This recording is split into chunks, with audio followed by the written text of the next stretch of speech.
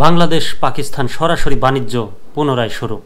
ভারত যেখানে তাদের দরজা বন্ধ করে দিয়েছে, তাদের কাঁটাতারের বেড়া দিচ্ছে নতুন করে শত শত মাইল, সেটা অনুমতি ছাড়া, বা গতকালকে একটা খবরে দেখলাম যে জোরপূর্বক কোথাও কোথাও জোরপূর্বকই এসব কাঁটাতারের বেড়া দিচ্ছে। সেখানে পাকিস্তান তাদের দরজা খুলে দিল বা সীমান্ত খুলে দিল বা তাদের বাণিজ্য পুনরায় শুরু করবে বাংলাদেশের সাথে। দেশ রূপান্তরের খবর। আসলে কারো জন্য কোনো কিছু থেমে থাকে না, বা কোনো খালি খালি কখনো থাকে না, জায়গা কখনো খালি থাকে না, কোনো কিছুতে ভরাট হবেই। ভারতের জায়গায় এখন পাকিস্তান সেই জায়গাটা নিচ্ছে সম্ভবত, যেখানে কোনো কিছুই এত সম্পর্ক ছিল না বা বাণিজ্য সম্পর্কই এত ভালো ছিল না, সেখানে সরাসরি বাণিজ্য পুনরায় শুরু করছেন। দেশ রূপান্তরের খবর। 1971 সালের মুক্তিযুদ্ধের পর প্রথমবারের মতো সরকারি পর্যায়ে বাংলাদেশ ও পাকিস্তান সরাসরি বাণিজ্য পুনরায় শুরু করেছে।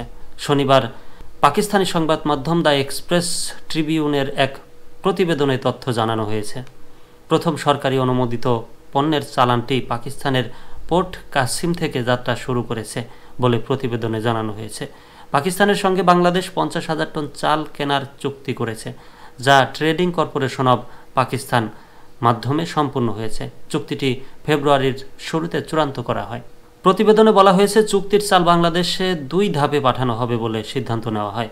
চুক্তির অনুযায়ী প্রথম ধাপের 25,000 টন কনসাইনমেন্ট বর্তমানে বাংলাদেশের উদ্দেশ্যে যাত্রা শুরু করেছে। দ্বিতীয় ধাপের চাল মার্চের শুরুতে পাঠানোর পরিকল্পনা করা হয়েছে।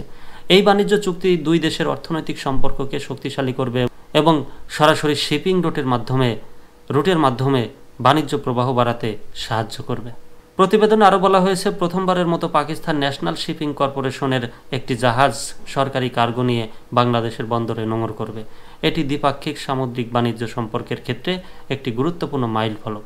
এই পদক্ষেপ দুই দেশের মধ্যে অর্থনৈতিক সহযোগিতা বৃদ্ধির পাশাপাশি দীর্ঘদিন বন্ধ থাকা বাণিজ্যিক সংযোগ পুনঃস্থাপনে সহায়ক হবে বলে আশা করা হচ্ছে।